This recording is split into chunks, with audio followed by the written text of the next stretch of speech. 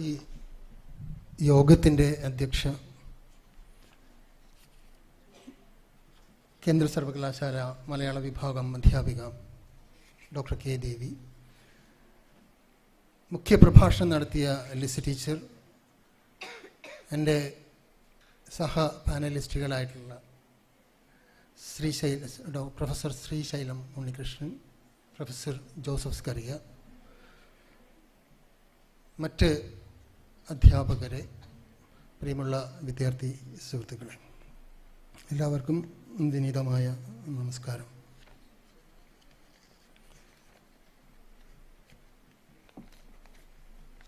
ഇത് ഈ സർവകലാശാലയിലെ ലിംഗ്വിസ്റ്റിക് ഡിപ്പാർട്ട്മെൻറ്റ് നടത്തുന്ന ഒരു പ്രോഗ്രാമാണ്. തീർച്ചയായിട്ടും എനിക്ക് വളരെ സന്തോഷവും അതുപോലെ തന്നെ ഈ സെമിനാർ നടത്തുന്നവരോട് പ്രത്യേക നന്ദിയും ഒക്കെയാണ് തോന്നുന്നത്. യഥാർത്ഥത്തിൽ ഒരു ശില്പശാല, ഈ പദാവലിയുമായി ബന്ധപ്പെട്ടിട്ടുള്ള ഒരു ശില്പശാല, അത് മലയാള ഭാഷയിൽ തന്നെ നടത്തുന്നു എന്നുള്ളതാണ് വളരെ ശ്രദ്ധേയമായിട്ടുള്ള ഒരു കാര്യം. ഇവിടെ തന്നെ ഇതിൻ്റെ അനൗൺസ്മെൻറ്റുകളും അതുപോലെ തന്നെ ഇതിൻ്റെ നടപടിക്രമങ്ങളെല്ലാം തന്നെ പറഞ്ഞുകൊണ്ടിരിക്കുന്നത് മലയാള ഭാഷയിലാണ്. ഇത്തരത്തിലൊരു സെൻട്രൽ യൂണിവേഴ്സിറ്റിയിൽ മലയാളത്തിൽ ഇത്തരത്തിൽ ലിംഗ്വിസ്റ്റിക് ഡിപ്പാർട്ട്മെൻറ്റ് നടത്തുന്നത് വളരെയേറെ സന്തോഷകരമായിട്ടുള്ളൊരു കാര്യമാണ്. തീർച്ചയായിട്ടും ഇതിന് നേതൃത്വം കൊടുക്കുന്ന അല്ലെങ്കിൽ ഇതിന് കോർഡിനേറ്റർ ആയിട്ടുള്ള ഡോക്ടർ പി ശ്രീകുമാർ സാറിനെയും സഞ്ജന അടക്കമുള്ള ഈ ഡിപ്പാർട്ട്മെൻറ്റിലെ മുഴുവൻ വിദ്യാർത്ഥികളെയും ഞാൻ അഭിനന്ദിക്കുകയാണ്. തീർച്ചയായിട്ടും കൈവിട്ടതാണ്, സ്വയം ശ്ലാഘിക്കേണ്ട ഒരു പ്രവർത്തനം തന്നെയാണ് കാഴ്ചവെച്ചിരിക്കുന്നത്. എന്നോട് നമ്മൾ ആവശ്യപ്പെട്ടിരിക്കുന്നത്, ശ്രീകുമാറിൻ്റെ ഒരു കുറിപ്പിൽ പറഞ്ഞിരിക്കുന്നത്, കുറച്ച് ചോദ്യങ്ങൾ തന്നിട്ട് ആ ചോദ്യങ്ങൾക്ക് ഉത്തരം പറയുക എന്നുള്ളതാണ്. വളരെ ലളിതമാണത്, വളരെ ലളിതമായിട്ട് ചെയ്യാവുന്ന ഒരു കാര്യമാണ്. കുറച്ച് ചോദ്യങ്ങൾ, അതിൻ്റെ ഉത്തരം, നമുക്ക് പറയാനുള്ള കാര്യങ്ങൾ. ആ രീതിയിൽ അങ്ങനെ ഞാൻ കാട് കയറി പോകാനൊന്നും ഉദ്ദേശിക്കുന്നില്ല. പറയാനുള്ളത് വളരെ കൃത്യമായിട്ട് അങ്ങ് പറയാം എന്ന് വിചാരിക്കുന്നു. ഇതിന് ഞാനൊരു തലക്കെട്ടായിട്ട് വിചാരിക്കുന്നത് പദാവലി രൂപീകരണം, മലയാളത്തിലെ പദാവലി രൂപീകരണം, ദുശാഠ്യങ്ങളും തെറ്റിദ്ധാരണകളും എന്നതാണ് എനിക്ക് പറയാനുള്ളത്. അതിനെ മുൻനിർത്തിക്കൊണ്ട്, ആ ഒരു പ്രമേയത്തെ മുൻനിർത്തിക്കൊണ്ട് കുറച്ച് കാര്യങ്ങൾ സംസാരിക്കുക എന്നുള്ളതാണ് ഉദ്ദേശിക്കുന്നത്. ഏറ്റവും ആദ്യമായിട്ട് തന്നെ പറയാനുള്ളത്, ഇതിൽ ചോദ്യം ഒന്ന് വായിക്കാം. മലയാള ഭാഷയെ ആധുനിക വൈജ്ഞാനിക വിനിമയത്തിന് ഉപയോഗിക്കുന്നതിലെ പ്രധാന തടസ്സങ്ങൾ എന്തൊക്കെയാണെന്നുള്ളതാണ്. അതാണ് ആദ്യത്തെ ചോദ്യം. 5 ചോദ്യങ്ങളിലെ ആദ്യത്തെ ചോദ്യം അതാണ്. ഈ 5 ചോദ്യങ്ങൾക്കും ഉത്തരം പറയാനുള്ള സാവകാശം ഉണ്ടാവുമോ എന്ന് എനിക്കറിയില്ല. ഏതായാലും ആദ്യത്തെ ചോദ്യത്തിൻ്റെ ഉത്തരം ഒന്ന് പറഞ്ഞു നോക്കാം. അതായിരിക്കും, ബാക്കിയുള്ളത് നമുക്ക് വരും പോലെ കാണാം. ഏറ്റവും അടിസ്ഥാനപരമായിട്ട് പറയാനുള്ളൊരു കാര്യം, മലയാളത്തിലെ ഈ പദാവലി രൂപീകരണത്തിൻ്റെ പ്രശ്നം, പലപ്പോഴും മലയാളത്തിൻ്റെ ഭാഷാ നയം, മലയാളത്തിൻ്റെ കൃത്യമായിട്ടുള്ള ഒരു ഭാഷാ നയവും അതുപോലെ ഭാഷാ ആസൂത്രണവും മലയാളത്തിൽ ഉണ്ടാവുന്നില്ല എന്നതാണ് ഏറ്റവും പ്രധാനപ്പെട്ട ഒരു കാര്യം. മലയാളത്തിൻ്റെ പേരിൽ ഉള്ളത് ഒരുതരം അവ്യവസ്ഥിതത്വമാണ് എന്ന് നമുക്കറിയാം. ഒരു വ്യവസ്ഥയില്ലായ്മ എവിടെയൊക്കെയോ ഉണ്ട്. അതുപോലെ തന്നെ കൃത്യമായിട്ടുള്ള ഒരു ആസൂത്രണം ഭാഷയുടെ കാര്യത്തിൽ ഉണ്ടായിട്ടില്ല. അതിനുള്ള ശ്രമങ്ങൾ ഒട്ടേറെ ഉണ്ടായിട്ടുണ്ട്, പക്ഷെ പലപ്പോഴും അത് വേണ്ടതുപോലെ സംഭവിച്ചിട്ടില്ല എന്നുള്ളതാണ് അടിസ്ഥാനപരമായിട്ടുള്ള ഒരു കാര്യം. അതിൻ്റെ പ്രശ്നങ്ങൾ തന്നെയാണ് പിന്നീട് അങ്ങോട്ടുള്ള പല കാര്യങ്ങളിലും ഉള്ളത്. നമ്മുടെ ഈ പദാവലി രൂപീകരണത്തിന്, പദാവലി നിർമ്മാണത്തിൻ്റെ കാര്യത്തിലും ഉള്ളത് ഈ പറഞ്ഞ ഒരു നയം വ്യക്തമായിട്ടുള്ള ഇല്ലാത്തത് കൊണ്ട് തന്നെയാണ്. പിന്നെ രണ്ടാമത്തെ ഒരു കാര്യം, ഒരു ലിസ്റ്റ് ഔട്ടായിട്ട് ഇങ്ങനെ പറയുകയാണെന്ന് ഞാൻ ഉദ്ദേശിക്കുന്നത്, ഭാഷയുടെ ഉപയോഗ തലങ്ങൾ അല്ലെങ്കിൽ ഉപഭോഗ തലങ്ങൾ ചുരുങ്ങിപ്പോകുന്നു എന്നതാണ് പ്രധാനപ്പെട്ട മറ്റൊരു കാര്യം. ലാംഗ്വേജ് ഡൊമൈൻസ് ചുരുങ്ങിപ്പോകുന്നു എന്നുള്ളത്. അത് വിശാലമാക്കുകയും അതിനുള്ള സാധ്യതകൾ കൂടുതൽ പ്രയോജനപ്പെടുത്തുകയും ചെയ്യുക എന്നുള്ളതാണ് ഈ പദാവലി രൂപീകരണത്തിൽ നമ്മൾ അടിസ്ഥാനമായിട്ട് എടുക്കേണ്ട ഒരു നയം എന്നാണ് എനിക്ക് തോന്നുന്നത്. അതായത് നമുക്കറിയാം, നമ്മുടെ ഭാഷയ്ക്ക് ഒട്ടേറെ തലങ്ങളുണ്ട്. നമ്മളിവിടെ സംസാരിച്ചു കൊണ്ടിരിക്കുന്ന പല കാര്യങ്ങളും പലപ്പോഴും കാണുന്നത്, ഇന്നലെയും പറഞ്ഞ് ഞാനൊരു ഒരു ക്വസ്റ്റ്യൻ ഒരു പറഞ്ഞിരുന്നൊരു കാര്യമാണ്. അതായത് വാമൊഴി എന്നത് ഒരു ഭാഷയുടെ ഒരു തലമാണ്. അതുപോലെ അത് വരമൊഴി എന്ന് പറയുന്നത് എഴുത്തിലേക്ക് വരുന്നത് മറ്റൊരു തലമാണ്. അതിൽ തന്നെ നമുക്ക് ഒട്ടേറെ വ്യത്യസ്തമായ തലങ്ങൾ കാണാൻ പറ്റും.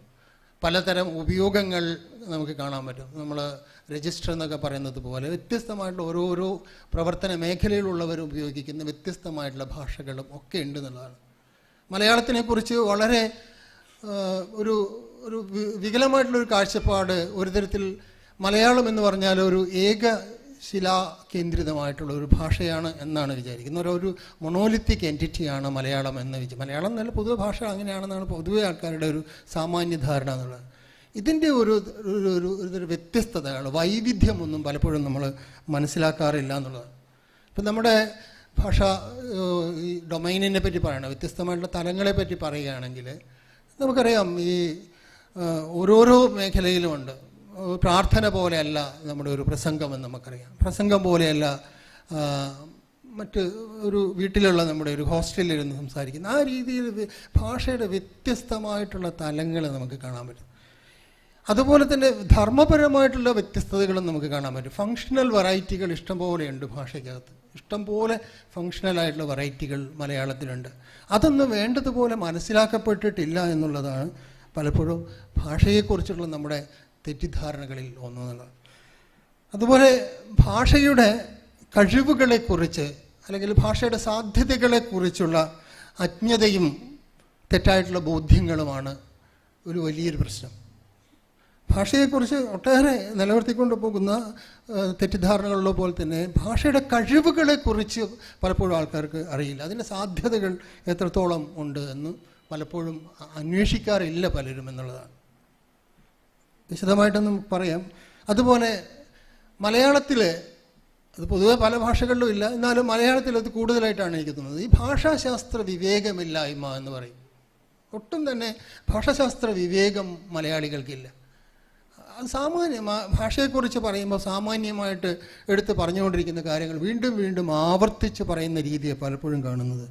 അതിന് പകരമായിട്ട് ഭാഷാശാസ്ത്ര വിവേകം നമുക്ക് ആവശ്യമാണെന്നാണ് എനിക്ക് പറയാനുള്ളത്. എന്താണ് ഭാഷാശാസ്ത്ര വിവേകം എന്ന് വെച്ച് കഴിഞ്ഞാൽ ഭാഷയെക്കുറിച്ച് സാമാന്യ ബോധത്തിനപ്പുറം എങ്ങനെയാണ് ഭാഷ, എന്താണ് ഭാഷ, അതിൻ്റെ ഭാഷ അഭിമുഖീകരിക്കുന്ന പ്രശ്നങ്ങൾ എന്താണെന്നൊക്കെയുള്ളതിന് സമഗ്രമായിട്ട് പഠിക്കുന്ന ഭാഷാശാസ്ത്രമുണ്ട്. എല്ലാവരും ഭാഷാശാസ്ത്രം പഠിക്കണമെന്നല്ല, ഇവിടെ ഭാഷാശാസ്ത്ര വിദ്യാർത്ഥികളൊക്കെ ഉണ്ട്.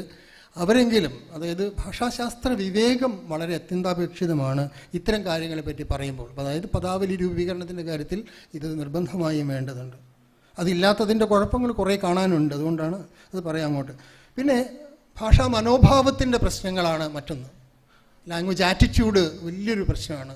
പലപ്പോഴും ആറ്റിറ്റ്യൂഡ് എന്ന് പറയുന്നത് അത് കാലങ്ങൾ കൊണ്ട് ഓരോ ഭാഷക സമൂഹവും ഉണ്ടാക്കിയെടുക്കുന്നതാണ്. അങ്ങനെ ഉണ്ടാക്കുന്ന ഈ ഭാഷക സമൂഹത്തിൻ്റെ ഈ മനോഭാവങ്ങൾ വലിയ പ്രശ്നങ്ങൾ സൃഷ്ടിക്കുന്നുണ്ട്, അത് നമുക്കറിയാം. അതുപോലെ ഇത് ലിസ്റ്റ് ഔട്ട് ചെയ്യുന്നു എന്നാണ് ഞാൻ ആദ്യം, എന്നിട്ട് നമുക്കതിലേക്ക് വിശദമായിട്ട് പിന്നീട് പോകാം. മലയാള ഭാഷയുടെ കാര്യത്തിൽ മലയാള ഭാഷ അകാല ചരമം അടയാൻ പോവുകയാണെന്നുള്ളൊരു മരണഭീതി എങ്ങനെയൊക്കെയോ ആൾക്കാർ ഉണ്ടാക്കി വെച്ചിട്ടുണ്ട്. അനാവശ്യമായിട്ടുള്ള ഒരു ഭീതിയാണത്. അതുപോലെ മറ്റ് ഭാഷകളോടുള്ള അമിതമായ വിധേയത്വം. നമുക്കറിയാം നമ്മുടെ മലയാള ഭാഷ മറ്റ് ഭാഷകളിൽ നിന്ന് ഒട്ടേറെ പദങ്ങൾ കടം കൊണ്ടിട്ടുള്ള ഭാഷയാണ്. ഒട്ടേറെ വ്യാകരണ രീതികളും അല്ലെങ്കിൽ ഭാഷാരീതികളുമൊക്കെ ഇങ്ങോട്ട് യാതൊരു മടിയും കൂടാതെ സ്വീകരിച്ചിട്ടുള്ളൊരു ഭാഷയാണ്. പക്ഷേ ഉപയോഗിക്കുന്ന സമയത്ത് നമ്മൾ കുറച്ചുകൂടി കൃത്യത അല്ലെങ്കിൽ ഒരു ത്യാജഗ്രാഹ്യ വിവേചന ബുദ്ധി കാണിക്കേണ്ടതുണ്ട് എന്നുള്ളതാണ് പറയാനുള്ളത്. ഇപ്പോൾ നമ്മൾ തന്നെ ഉദാഹരണത്തിന് നമ്മൾ തന്നെ ഇന്നലെ പറഞ്ഞൊരു കാര്യമുണ്ട് ഇംഗ്ലീഷിൻ്റെ കാര്യത്തിൽ. ഇംഗ്ലീഷ് ഭാഷയോട് ഇപ്പോൾ ഞാനതിനകത്തൊരു ഇൻകൺസിസ്റ്റൻസി ഒന്നും ഇല്ലാതെയാണ് പറയുന്നത്. അതായത് ഇംഗ്ലീഷ് ഭാഷ നമ്മൾ ഉപയോഗിക്കുന്ന സമയത്ത് നമുക്ക് സ്വാഭാവികമായി കിട്ടിയ കാര്യങ്ങളെ അതുപോലെയൊക്കെ നിലനിർത്തുക, കുറേയൊക്കെ നിലനിർത്തുക. അനാവശ്യമായിട്ടുള്ള ഈ ഇംഗ്ലീഷ് ഭ്രാന്ത് അല്ലെങ്കിൽ ഇംഗ്ലീഷ് പറഞ്ഞാൽ എന്തോ ഒരു പ്രത്യേകമായിട്ടുള്ള ഒരു പ്രൈഡ് അല്ലെങ്കിൽ അഭിമാനബോധമൊക്കെ ഉണ്ടാകുന്നൊക്കെയുള്ള തോന്നൽ, അത്തരത്തിലുള്ള കുറേ തെറ്റിദ്ധാരണകൾ കൊണ്ടുണ്ടാകുന്ന കുഴപ്പങ്ങൾ, അതൊന്നുമില്ലാതെ തന്നെ ഇംഗ്ലീഷ് പോലെയുള്ള മറ്റു ഭാഷകളിൽ നിന്ന് നമ്മൾ പദങ്ങൾ സ്വീകരിക്കാൻ കഴിയുന്നത് പോലെയൊക്കെ സ്വീകരിക്കുക, കൊള്ളാവുന്ന രീതിയിൽ അത് പ്രയോജനപ്പെടുത്തുക. അതൊരു ഭാഷാശാസ്ത്ര ബോധത്തിൽ നിന്നുകൂടി ഉണ്ടാകുന്ന ഒരു കാര്യമാണ്. എന്നാൽ നമ്മൾ അയ്യോ കാപ്പാത്തുങ്കോ എന്ന് പറഞ്ഞിട്ട് നമ്മളിങ്ങനെ ഏതെങ്കിലും ഒരു ഭാഷയുടെ ഇംഗ്ലീഷിൻ്റെയൊക്കെ അടിമത്തത്തിലേക്കൊന്നും പോകേണ്ട കാര്യമൊന്നും, ഈ വിധേയത്വത്തിൻ്റെ ഒന്നും പ്രശ്നമൊന്നുമില്ല. നമുക്ക് ആവശ്യമുണ്ടെങ്കിൽ ആ ഭാഷയിൽ നിന്ന് പദം കടം കൊള്ളാമെന്നല്ലാതെ നമ്മളെ രക്ഷിക്കാൻ വേണ്ടിയിട്ട് അതെന്തുകൊണ്ടാണെന്നുള്ളത് പറയുകയാണെങ്കിൽ നമ്മൾ മലയാളികൾ ഏറ്റവും കൂടുതൽ എടുക്കുന്ന ഒരു കാര്യം എന്ന് വെച്ചാൽ വളരെ എളുപ്പത്തിൽ ഇംഗ്ലീഷിലുള്ള ഒരു പദം അത് അപ്പാടെ അങ്ങ് സ്വീകരിക്കും. അത് വേണോ വേണ്ടയോ അല്ലെങ്കിൽ അത് എടുക്കേണ്ടതുണ്ടോ ഉപേക്ഷിക്കേണ്ടതാണോ എന്നൊന്നും തന്നെ ഒരു പരിശോധനയും നടക്കാതെ വളരെ എളുപ്പത്തിൽ അതെടുത്തങ്ങ് ഉപയോഗിക്കുന്നുള്ളതാണ്. ഈ എളുപ്പത്തിൽ ഉപയോഗിക്കുന്നതിൻ്റെ പ്രശ്നമാണ് പലപ്പോഴും ഇംഗ്ലീഷിൻ്റെ പ്രശ്നമായിട്ട് എനിക്ക് തോന്നിയിട്ടുള്ളത്. എളുപ്പത്തിൽ ഉപയോഗിക്കുക, അത് പെട്ടെന്ന് കമ്പ്യൂട്ടർ സയൻസൊക്കെ പോലെയുള്ള വിഷയങ്ങളിലൊക്കെ നമ്മൾ കാണുന്നത് ഈ എളുപ്പപ്പണിയാണ്. ഭാഷയ്ക്ക് വേണ്ടിയിട്ട് പണിയെടുക്കണം, ഭാഷയ്ക്ക് പദാവലികൾ ഉണ്ടാക്കുക അല്ലെങ്കിൽ വിവർത്തനം ചെയ്യുകയൊക്കെ ചെയ്യേണ്ടി വരുന്ന ഘട്ടങ്ങളിൽ നന്നായിട്ട് അധ്വാനിക്കണം, വളരെ നന്നായിട്ട് പണിയെടുക്കണം. ഓരോ വാക്കുകൾക്ക് വേണ്ടിയിട്ട് അതിന് അർത്ഥം തിരഞ്ഞു കിട്ടുന്നതിന് വേണ്ടിയിട്ട് വല്ലാതെ കഷ്ടപ്പെടണം. ഇതൊന്നും ഇല്ലാതെ അതൊക്കെ അങ്ങനെ മതി, വളരെ അലസമായിട്ട് ഉദാസീനമായിട്ട് നമ്മൾ ഭാഷയെ കാണുകയാണ് ചെയ്യുന്നത്. ഇങ്ങനെ പദാദാനം നടത്തുക അല്ലെങ്കിൽ ബോറോയിങ് നമ്മൾ നടത്തുന്ന സമയത്ത് വളരെ എന്താ പറയുക ഉദാസീനമായിട്ട് വളരെ അലംഭാവത്തോടു കൂടിയൊക്കെ ചെയ്യുന്നത് നമ്മൾ കാണുന്നുണ്ട്. ഒരു അലസമായിട്ട് ഇതിനെ വളരെ കൃത്യമായിട്ട് നമ്മെ ആ വാക്കുകൾ ഉപയോഗിക്കുക അല്ലെങ്കിൽ അതിൻ്റെ മേലെ ഇപ്പം ഒരു കവിത എഴുതുന്ന സമയത്ത് വാക്കുകൾ മാധവിക്കുട്ടിയും ഒക്കെ പറയുന്നത് കേട്ടിട്ടുണ്ട്. വാക്കുകൾക്ക് വേണ്ടി കാത്തിരിക്കുന്നു, എത്രയോ ദിവസങ്ങളോളം ഉറക്കം ഇളച്ചിരുന്ന് ശരിയായ പദം ഏതാണെന്ന് കണ്ടുപിടിക്കാൻ ശ്രമം നടത്തുന്നതിനെ പറ്റി കവികളൊക്കെ പറയാറുണ്ട്. നമ്മളെ വിവർത്തകരെ സംബന്ധിച്ചിടത്തോളം അതൊന്നുമില്ല. അവർ പെട്ടെന്ന് തന്നെ ഇംഗ്ലീഷിലൊരു പദം ഉണ്ടോ നോക്കി അത് ഡിക്ഷണറിയിൽ നോക്കി അല്ലെങ്കിൽ ഗൂഗിൾ ട്രാൻസ്ലേറ്റിൽ നോക്കി എവിടെയെങ്കിലുമൊക്കെ നോക്കി ഇപ്പം വാക്കില്ല ഉടനെ തന്നെ എന്തെങ്കിലും കിട്ടിയ വാക്കെടുത്ത് ഉപയോഗിക്കും, അല്ലെങ്കിൽ ഇംഗ്ലീഷ് വാക്ക് തന്നെ അങ്ങ് ഉപയോഗിക്കും, അത് പിന്നെ അങ്ങ് സ്ഥിരപ്പെടും. ഇതൊക്കെ ഒരു തരം എന്താ പറയുക ഉത്തരവാദിത്വമില്ലായ്മയാണ് എന്നാണ് എനിക്ക് അക്കാര്യത്തിൽ പറയാനുള്ളത്. ഇങ്ങനെ ഭാഷയ്ക്ക് വേണ്ടിയിട്ട് ജീവൻ കൊടുത്ത് നമുക്ക് മുന്നോട്ട് പോകാൻ കഴിയുമ്പോഴാണ് ഒരു തരത്തിൽ പറഞ്ഞാൽ നമ്മൾ ഉത്തരവാദിത്വം ഒരു ഭാഷാപരമായിട്ടുള്ള ഉത്തരവാദിത്വം എല്ലാ ഭാഷക്കാർക്കും അവരവരുടെ ഭാഷയോട് ഒരു ഉത്തരവാദിത്വമുണ്ട്. ആ ഉത്തരവാദിത്വം നിറവേറ്റപ്പെടുന്നത് അപ്പോഴാണ്. ഇവിടെ ഇരിക്കുന്ന ഈ വിദ്യാർത്ഥികൾക്ക്, ഭാഷാശാസ്ത്ര വിദ്യാർത്ഥികൾക്കും മലയാളം വിദ്യാർത്ഥികൾക്കും ഒക്കെ ചെയ്യാനാവുന്ന ഒരു കാര്യം എന്ന് പറയുന്നത് ഭാഷയ്ക്ക് വേണ്ടി അധ്വാനിക്കുക, കിണഞ്ഞ് പരിശ്രമിക്കുക എന്നുള്ളതാണ്, പണിയെടുക്കുക എന്നുള്ളത് അല്ലേ. അത് ചെയ്യാതിരിക്കുമ്പോൾ ഉണ്ടാകുന്ന പ്രശ്നങ്ങളാണ് ഈ പദാവലിയുടെയൊക്കെ വികലമായിട്ടുള്ള പദങ്ങളൊക്കെ തന്നെ സൃഷ്ടിക്കപ്പെടുന്നത്. പിന്നെ ഭാഷയുമായി ബന്ധപ്പെട്ട അല്ലെങ്കിൽ ഇതുമായിട്ട് ബന്ധപ്പെട്ട പദാവലിയുമായി ബന്ധപ്പെട്ടുകൊണ്ട് എനിക്ക് പറയാനുള്ള ഒരു കാര്യം എന്ന് വെച്ചാൽ, ഭാഷയെപ്പറ്റി പറയുമ്പോൾ ഭാഷ ഉപയോഗിക്കുന്നവരുടെ കഴിവില്ലായ്മയെ അത് ഭാഷയുടെ കഴിവ് കുറവായിട്ട് അവരങ്ങ് ചിത്രീകരിച്ച് കളയുന്നുള്ളതാണ്.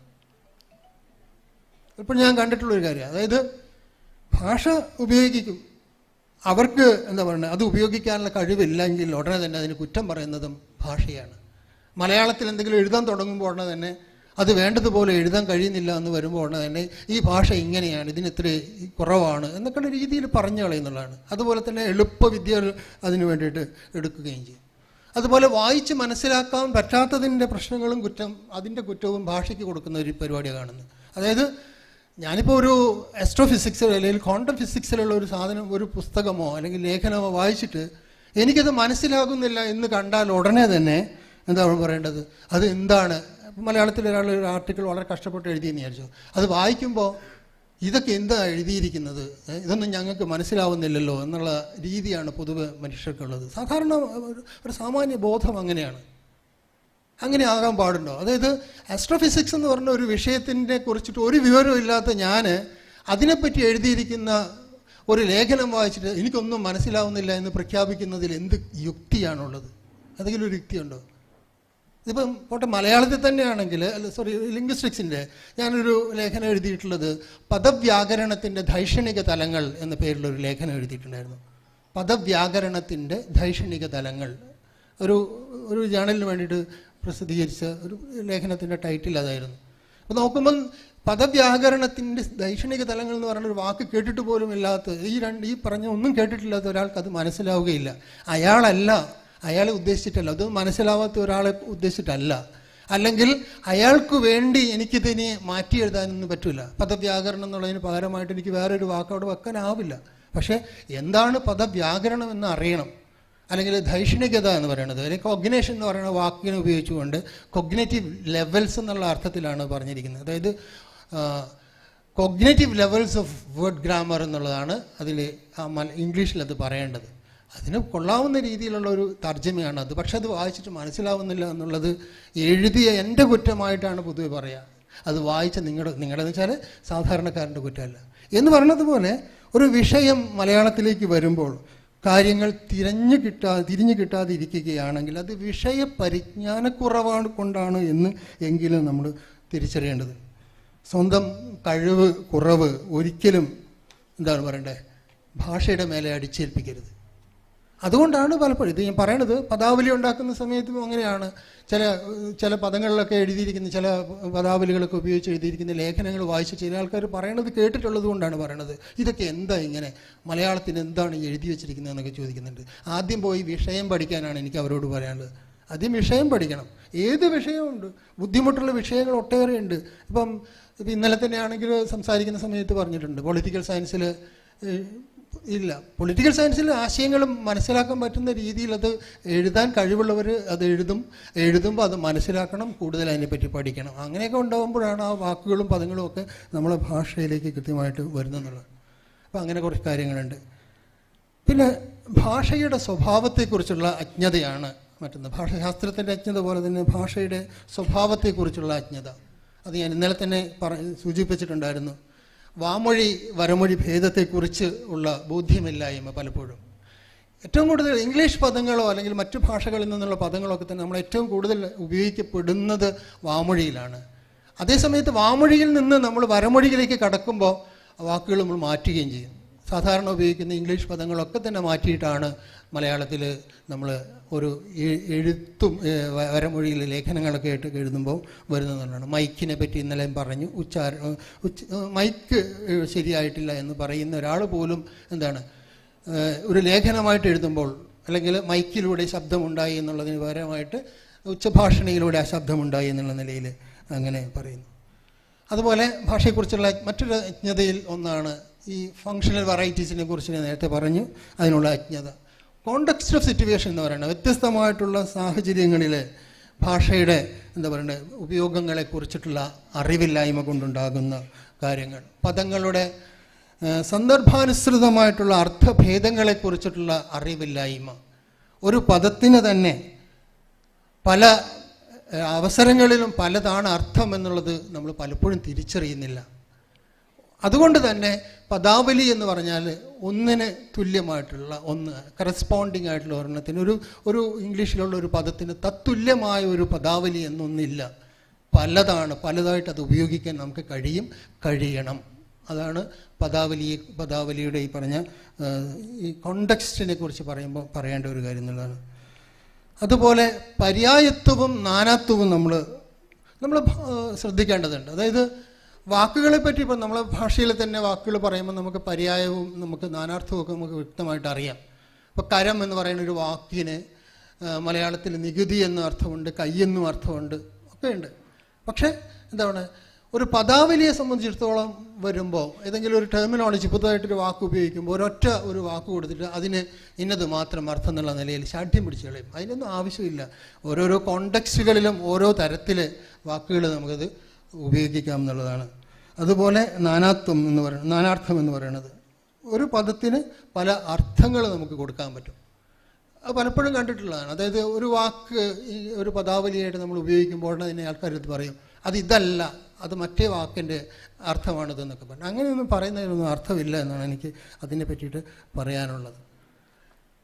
പിന്നെ മറ്റൊരു കാര്യം ഉള്ളത് ഭാഷയുടെ, അത് നേരത്തെ ദേവി ടീച്ചറും പറഞ്ഞിട്ടുണ്ടായിരുന്നു. അതായത് ഭാഷയുടെ സർഗപരമായിട്ടുള്ള ശക്തി അല്ലെങ്കിൽ അതിൻ്റെ കഴിവുകൾ നമ്മൾ തിരിച്ചറിയാതെ പോകുന്നു എന്നുള്ളത്. ഭാഷയ്ക്ക് വളരെ വളരെ വ്യക്തമായിട്ടും കഴിവുണ്ട്. നമ്മൾ ഈ മലയാളത്തിനെ പറ്റി പറയുമ്പോൾ ഇംഗ്ലീഷുമായിട്ട് താരതമ്യപ്പെടുത്തുമ്പോൾ പദങ്ങൾ കുറവാണെന്നൊക്കെ പറഞ്ഞ ആൾക്കാർ ഇങ്ങനെ വിലപിക്കുന്നത് കേൾക്കുന്നുണ്ട്. ഒരു വിലാപത്തിൻ്റെ അർത്ഥമൊന്നുമില്ല. വേണമെന്നുണ്ടെങ്കിൽ നമുക്ക് പദങ്ങളൊക്കെ നന്നായിട്ട് ഉണ്ടാക്കാൻ പറ്റും. അതിന് വേണ്ടത് എന്താണ് കുറച്ച് ക്രിയേറ്റിവിറ്റിയാണ്, നല്ല സർഗാത്മകത അല്ലെങ്കിൽ ഒരു ക്രിയാത്മകത ആ കാര്യത്തിൽ ഉണ്ടാവണം.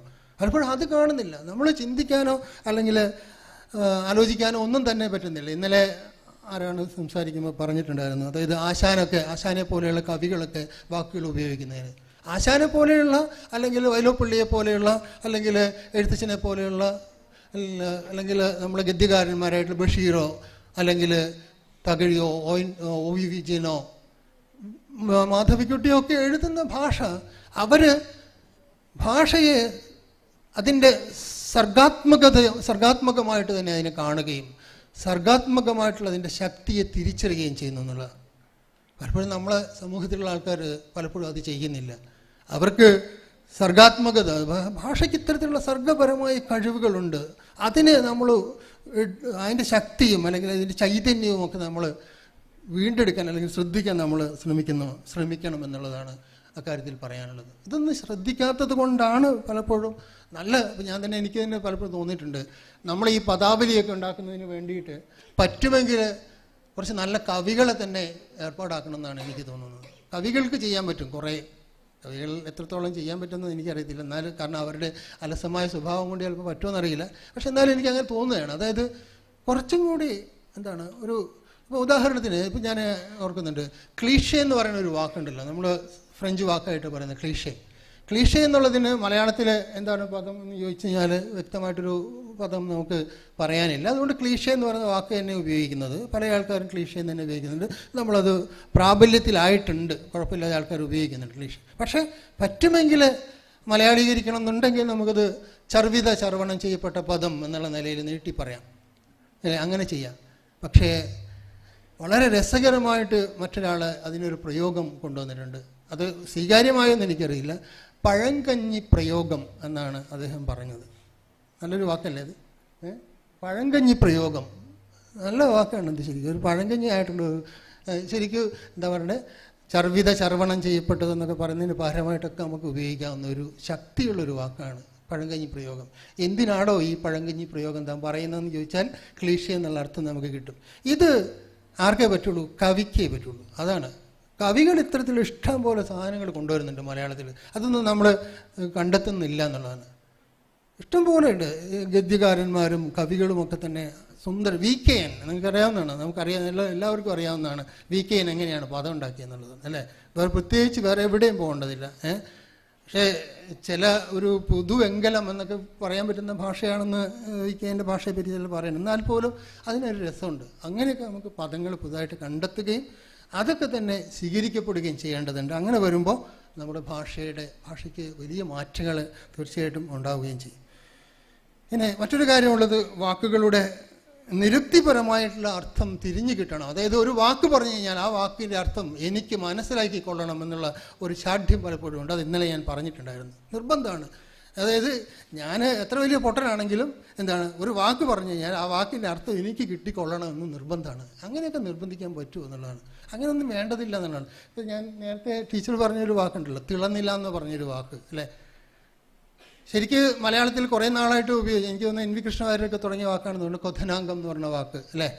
കൊഥനാങ്കം എന്ന് പറഞ്ഞ വാക്ക് കേൾക്കുമ്പോൾ എന്തോ ഒരു വൃത്തികെട്ടൊരു വികലപദം പോലെ ആയിട്ട് പുതിയ ആൾക്കാർക്ക് തോന്നിയത് കൊണ്ടാണെന്ന് തോന്നുന്നുണ്ട് അല്ലേ. അങ്ങനെയല്ലേ, തിളനില എന്ന് പറഞ്ഞൊരു വാക്ക് ഉപയോഗിക്കും. ശരിക്കും പറഞ്ഞാൽ തിളനില നല്ല വാക്കാണെന്ന് പലർക്കും തോന്നുന്നത് എന്തുകൊണ്ടാണെന്ന് വെച്ച് കഴിഞ്ഞാൽ ആ തിളനില എന്ന് പറയുന്ന വാക്കിൽ അത് മനസ്സിലാകും എന്നുള്ളത് കൊണ്ടാണ്. ഏത് കേൾക്കുമ്പോൾ തന്നെ അറിയാം, തിളനില, തിളയ്ക്കുന്ന നില എന്നുള്ള നിലയിൽ തന്നെ. ഇങ്ങനെ എല്ലാ പദങ്ങൾക്കും ഒരു ഭാഷ കേൾക്കുന്നയാൾക്ക് മനസ്സിലാകുന്ന രീതിയിൽ തന്നെ വേണമെന്നൊക്കെ നിർബന്ധിക്കാൻ പറ്റുമോ? നമുക്ക് എല്ലാ കാര്യത്തിലും അത് പറ്റുമോ? അത് നമ്മൾ ഭാഷയെക്കുറിച്ച് മനസ്സിലാക്കാത്തത് കൊണ്ടാണെന്നാണ് എനിക്ക് പലപ്പോഴും പറയാനുള്ളത്. ഒന്നുമില്ല, അങ്ങനെയൊന്നും പറ്റില്ല.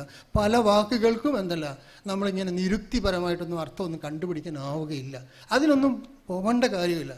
അതുകൊണ്ട് തന്നെ നമുക്ക് വേണമെങ്കിൽ പുതിയ കാലത്തിനനുസരിച്ച് പുതുതായിട്ടുള്ള പദങ്ങൾ ഈ രീതിയിൽ നമുക്ക് ഉണ്ടാക്കിയെടുക്കാം.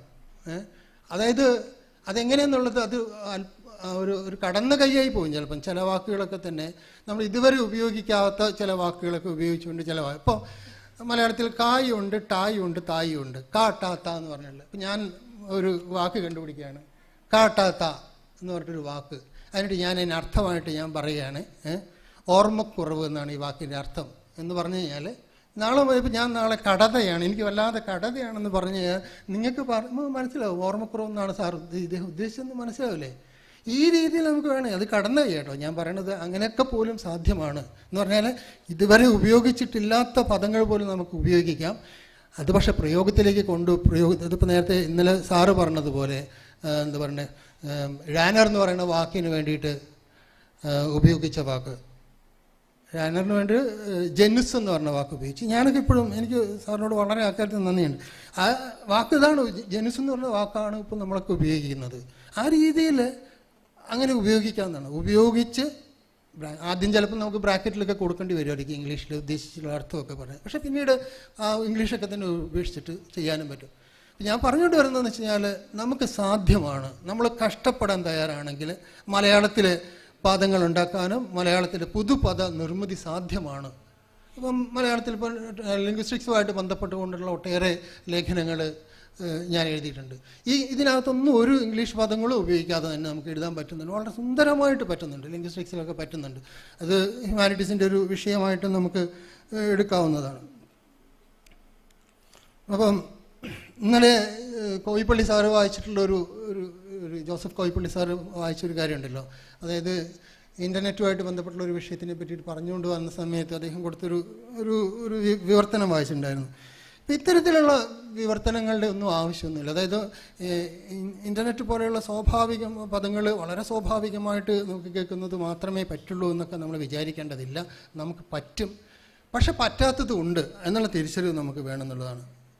നമുക്ക് പറ്റും, ചിലതൊന്നും പറ്റുകയില്ല. അപ്പോൾ പറ്റുന്ന കാര്യങ്ങളെയും പറ്റാത്ത കാര്യങ്ങളെയും നമ്മൾ തിരിച്ചറിയുക എന്നുള്ളതാണ് ആ കാര്യത്തിൽ ചെയ്യേണ്ട ഒരു കാര്യം എന്നുള്ളതാണ്. അതൊക്കെ തന്നെ ഭാഷയോടുള്ള സ്നേഹത്തിൽ നിന്നാണ് തുടങ്ങേണ്ടതെന്നുള്ളതാണ്. ഭാഷയെ സ്നേഹിക്കുമ്പോൾ നമുക്ക് ഭാഷയിൽ പുതുപദങ്ങൾ ആവശ്യമാണെന്ന് മനസ്സിലാവും. പുതിയ പദങ്ങൾ നമ്മൾ തേടി കണ്ടുപിടിക്കാൻ ശ്രമിക്കും. അതുപോലെ തന്നെ മറ്റു ഭാഷകളിൽ എങ്ങനെയാണ്, ഇപ്പോൾ ഞാൻ തന്നെ വിവർത്തനം ചെയ്യുന്ന സമയങ്ങളിൽ, ഇപ്പോൾ ഈ അടുത്ത കാലത്ത് സമീപകാലത്ത് വിവർത്തനം ചെയ്തത് നാഷണൽ കരിക്കുലം ഫ്രെയിംവർക്കിൻ്റെ ഏതാണ്ട് 200ഓളം പേജുകൾ വിവർത്തനം ചെയ്യാൻ വേണ്ടിയിട്ട് എനിക്ക് ലഭിച്ചിട്ടുണ്ടായിരുന്നു.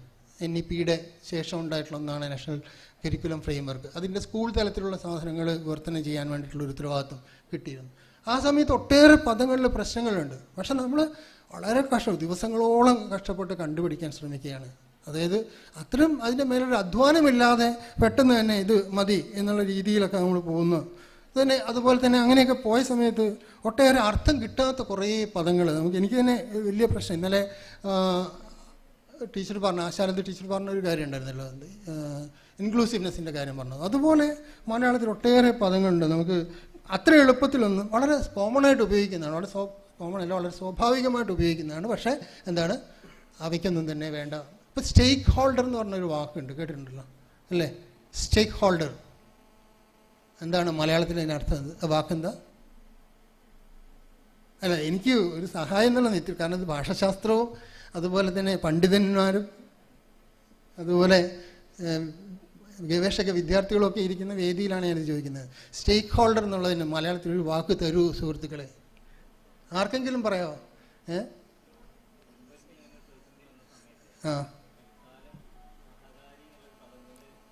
സഹകാരി, അത് പിന്നെയും കുഴപ്പമില്ല. അല്ല, എനിക്കിത് കിട്ടിയിട്ടേ ഇല്ല. ഇതിനകത്ത് ശരിക്കും പറഞ്ഞാൽ ഇതിനെ സംബന്ധപ്പെട്ടവർ എന്ന് വേണമെങ്കിൽ പറയാം, ഉൾപ്പെട്ടവർ, വിഷയത്തിൽ ഉൾപ്പെട്ടവർ എന്ന് പറയാം, സഹകാരി എന്നൊക്കെ പറയാം. പക്ഷെ എന്നാലും വേണ്ടതുപോലെ ഒരു വാക്ക് ഇതുവരെ കിട്ടി. എനിക്കത് രവിശങ്കർ സാറൊക്കെ ഇങ്ങനെ ഫേസ്ബുക്കിലൊക്കെ ഇങ്ങനെ പദങ്ങളെ പറ്റിയിട്ടൊക്കെ അതിനെ ഇടുന്നത് അല്ലേ, കണ്ടിട്ടുണ്ട്. അതുപോലെ ഒന്ന് അന്വേഷിക്കാവുന്ന ഒരു പദമാണ് സ്റ്റേക്ക് ഹോൾഡർ എന്ന് പറയുന്നത്. അതുപോലെ ഒന്ന് എക്സ്പോഷർ എന്ന് പറയുന്നൊരു വാക്ക്. എക്സ്പോഷർ എന്നുള്ളത് എന്താ പറയുക, നമുക്ക് എക്സ്പോഷർ കിട്ടിയിട്ടില്ലേ? വളരെ കോമൺ അല്ലേ? ഇതിനെ ഞാൻ അറിയാതെ എനിക്ക് കോമൺ എന്ന് പറയുന്നത് വളരെ കോമൺ ആയിട്ട് ഉപയോഗിക്കുന്ന വാക്കാണ് എക്സ്പോഷർ. അതിന് എക്സ്പോഷർ കിട്ടാത്തതുകൊണ്ടാണ് എക്സ്പോഷർ കിട്ടിയിട്ടുള്ള കുട്ടിയാണെന്നൊക്കെ പറയില്ലേ, അർത്ഥം എന്താ എനിക്കറിയത്തില്ല. അതുപോലെ ഫ്രെയിം ഓഫ് റെഫറൻസ് ആർക്കെങ്കിലും പറഞ്ഞുതരാൻ പറ്റുമോ? വൾണറബിലിറ്റി എന്ന് പറയുന്ന വാക്കിന് ഇംഗ്ലീഷിൽ സാർ അത് പറഞ്ഞിട്ടുണ്ടായിരുന്നു. വൾണറബിലിറ്റി ഇല്ല അല്ലേ? വൾണറബിൾ എന്ന് പറയുന്ന വാക്ക് വലിയ ബുദ്ധിമുട്ടാണ് ശരിക്കും. അതിന് ദുർബലാവസ്ഥ അല്ലെങ്കിൽ തരളത എന്നൊക്കെ പറയുന്ന വാക്കൊക്കെ ഉപയോഗിക്കാറുണ്ട്. പക്ഷെ അന്ന് വേണ്ടതുപോലെ അങ്ങോട്ടൊരു സുഖം കിട്ടുന്നില്ല. Liberal attitude. അതിന് പിന്നെ പറയാമോ ആർക്കെങ്കിലും? ഞാൻ പറയുന്നത് കേൾക്കുന്നുണ്ടോ? എന്താണ്? ഉദാര മനസ്സ്. എന്താ? തൽപര കക്ഷികൾ എന്നുള്ളത് വേറെ വല്ല അർത്ഥമായിട്ട് തോന്നുമെന്നുള്ളതാണ് പ്രശ്നം. അതുണ്ട്. അതാണ് പറയുന്നത്. തൽപര കക്ഷികൾ എന്നുള്ള വെസ്റ്റഡ് ഇൻട്രസ്റ്റ് എന്നുള്ള ആ ഒരു അർത്ഥം അതിന് കിട്ടുന്നത് കൊണ്ട് അത് ഉപയോഗിക്കാൻ പറ്റാത്തൊരു പ്രശ്നമുണ്ട്.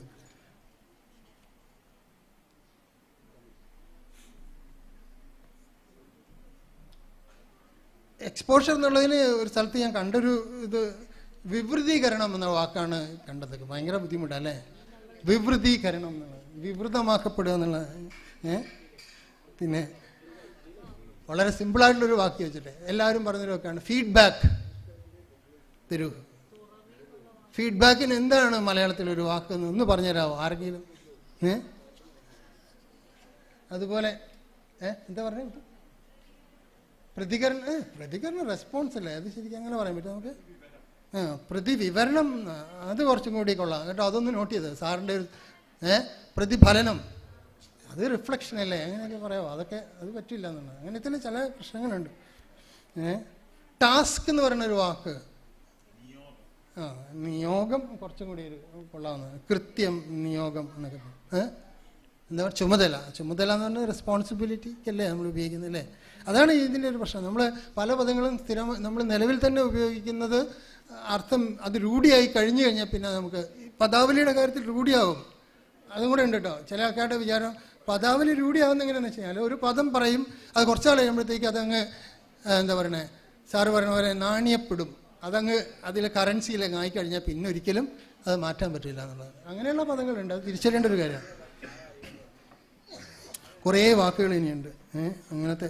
ഇത് ഞാൻ എഴുതി വെച്ചിരിക്കുകയാണ്. ഇത് എങ്ങനെയെങ്കിലുമൊക്കെ ഒന്ന് ആരോടെങ്കിലും വിവരമുള്ളവരോട്. ഇന്നിപ്പോൾ രാവിലെ എന്നോടും അതുപോലെ ജോസഫ് കറിയ സാറിനോടും കൂടെ ഒരാൾ ചോദിച്ചു, സാമുദായിക ശാക്തീകരണം എന്നാണോ വേണ്ടത്, സാമുദായിക ശക്തീകരണം എന്നാണോ, എംപവർമെൻ്റ് എന്നുള്ളതിന് എന്ത് വേണം എന്നുള്ളത്. ശാക്തീകരണം പറ്റില്ല എന്നുറപ്പാണ്. അത് തന്നെ ഞാനത് തന്നെയാണ് പറഞ്ഞു കൊടുത്തത്. ശാക്തീകരണം എന്ന് പറയുമ്പോൾ അതിനകത്ത് വേറെ ഒരു എക്സ്റ്റേണൽ ആയിട്ടുള്ള ഒരു സംഭവം ഉണ്ട് അതിനകത്ത്.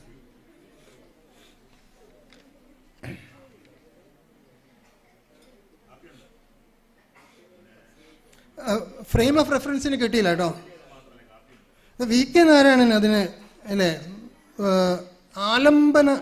അവലംബന ചട്ടക്കൂട് എന്ന് പറഞ്ഞൊരു വാക്ക് ഉപയോഗിച്ച് കണ്ടിട്ടുണ്ട്. ഇച്ചിരി കട്ടിയാണത്. ഫ്രെയിം ഓഫ് റെഫറൻസ് എന്ന് പറയണത് എനിക്ക് കുറച്ചും കൂടി നന്നാവുക എന്ന് തോന്നുന്നത് പോലെയാണ്.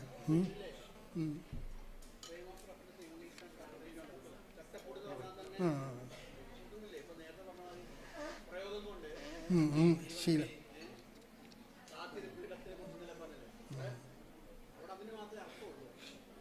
അതുപോലെ ഓട്ടോണമി എന്ന് പറഞ്ഞൊരു വാക്കില്ലേ, ഓട്ടോണമി എന്താ അത്? നമുക്ക് അല്ല സ്വായത്തത എന്നുള്ളത് കുറച്ചും കൂടി നന്നാവായിരിക്കും. അതായത് സ്വയംഭരണം എന്ന് പറഞ്ഞു കഴിഞ്ഞാൽ എന്താ പറയണ്ടത്, അതിൻ്റെ മേലെയുള്ള ഒരു ചില സ്ഥലങ്ങളിൽ മാത്രമേ സ്വയംഭരണം ഉപയോഗിക്കാൻ പറ്റുള്ളൂ. വിദ്യാർത്ഥിയുടെ സ്വയംഭരണം അല്ലെ, വിദ്യാർത്ഥികൾക്ക് സ്വയംഭരണം എന്നൊക്കെ പറഞ്ഞു കഴിഞ്ഞാൽ വേറെന്തൊക്കെയാണെന്ന് തെറ്റിദ്ധരിക്കുന്നുണ്ട്. സ്വാധികാര എന്ന് പറയുന്ന ഒരു വാക്ക് കണ്ടിട്ടുണ്ട്. സ്വാധികാരം അത് കുറച്ചും കൂടി ഒരു ബെറ്റർ വേർഡാണെന്നാണ് എനിക്ക് ഇതിനകത്ത് തോന്നുന്നു എന്നുള്ളത്. അപ്പോൾ അങ്ങനെ ഒട്ടേറെ പദങ്ങളുണ്ട്. ഇപ്പം ഞാൻ ഉദാഹരണങ്ങളിൽ എനിക്ക് കൂടുതൽ പോകുന്നില്ല.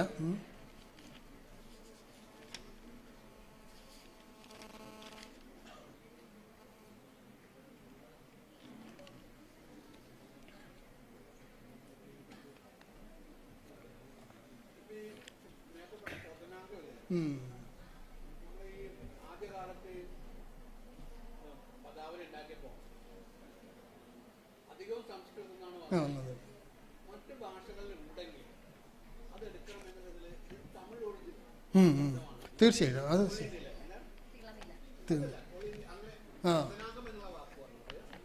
അല്ല, ഞാൻ ഈ കൊതനാങ്കം എന്ന് പറഞ്ഞ വാക്ക് ഉപയോഗിക്കണമെന്ന് പറയുന്നേ ഇല്ല കേട്ടോ. അതാരും തെറ്റിദ്ധരിക്കണ്ടേ. ഞാൻ സാറ് പറഞ്ഞതല്ല പറഞ്ഞത്. നല്ലതാണ്, തെളിനില നല്ല വാക്കാണ്.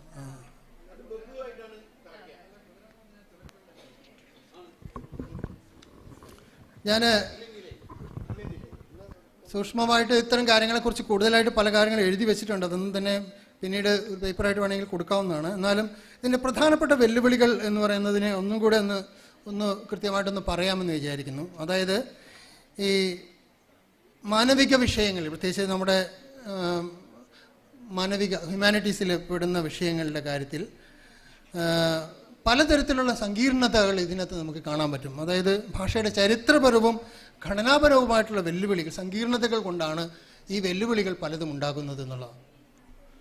ആശയപരമായ അവ്യക്തതയും സാംസ്കാരിക ലോഡും അത് ഒരു ഭാരവും ആണ് പ്രധാനപ്പെട്ട ഒരു കാര്യമായിട്ട് തോന്നുന്നത്.